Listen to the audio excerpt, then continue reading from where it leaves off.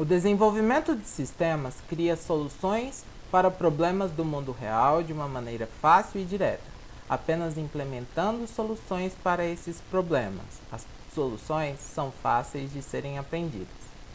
Só que não.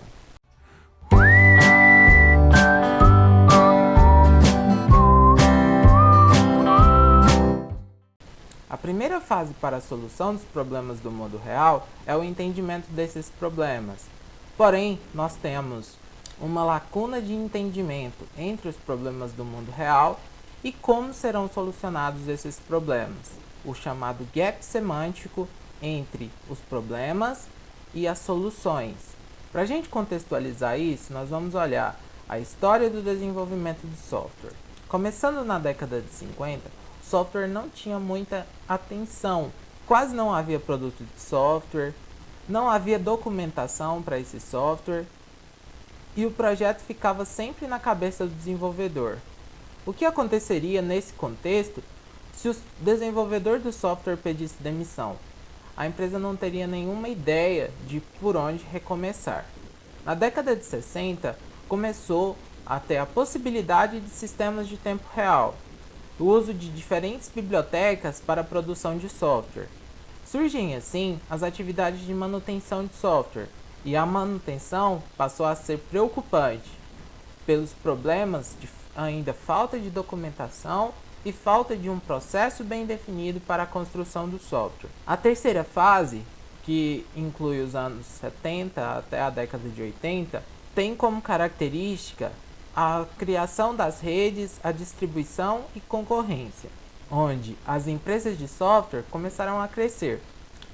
Passaram a vender até 100 vezes mais produtos de software e muitas pessoas passaram a gastar mais com software do que com hardware.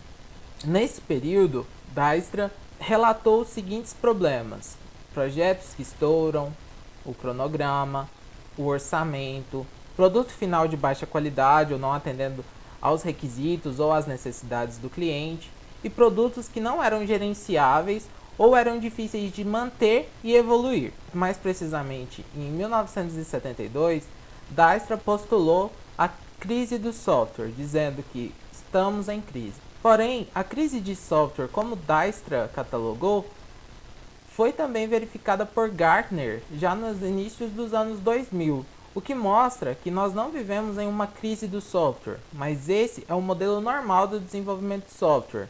A quarta fase, ou a fase que estamos atualmente, é reconhecida pela tecnologia orientada a objetos, por desktops poderosos, por recursos de redes neurais e inteligência artificial e a capacidade de construir software que não acompanha o ritmo da demanda.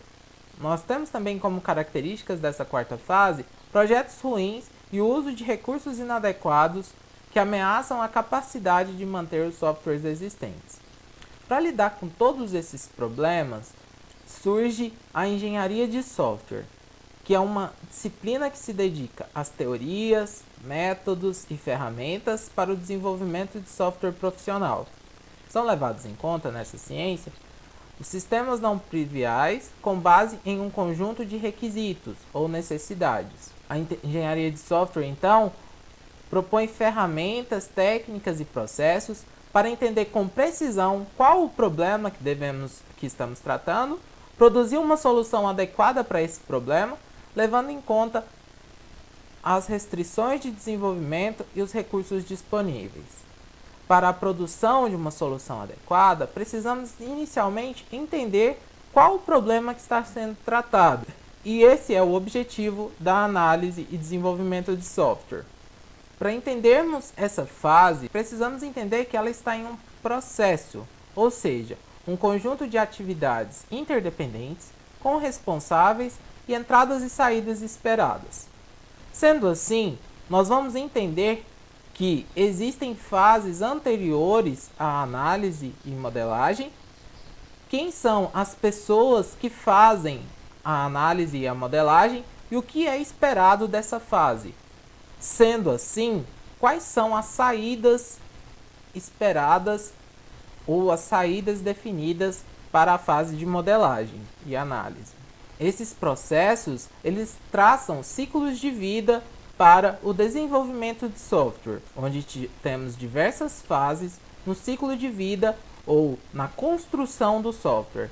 Entre essas fases, nós temos a primeira, o planejamento, a segunda, a análise e especificação dos requisitos, a terceira, o projeto ou modelagem, a quarta, implementação. Depois que implementarmos, podemos fazer os testes, a implantação, a operação e a evolução do software. A fase de planejamento busca fornecer uma estrutura que possibilita ao gerente fazer estimativas dos recursos, custos e prazos, onde o escopo do software é estabelecido. O que é esse escopo? São os limites do software, o que o software vai fazer e o que o software não vai fazer.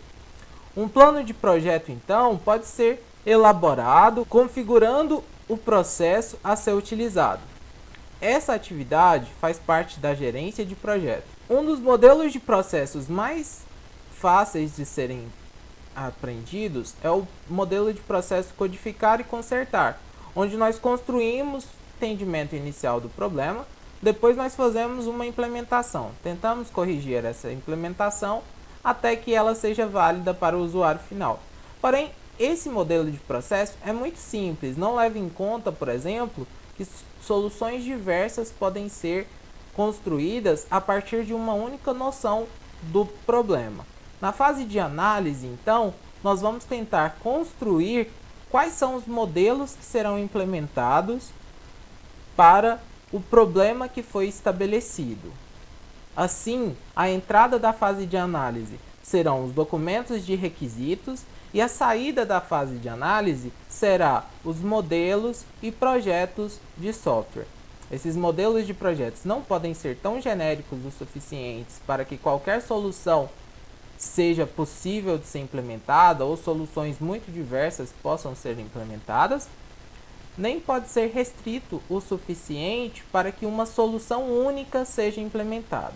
Então nós temos na fase de análise um esboço da solução e a partir desse esboço nós podemos construir diferentes soluções alternativas e esse é o objetivo da fase de implementação.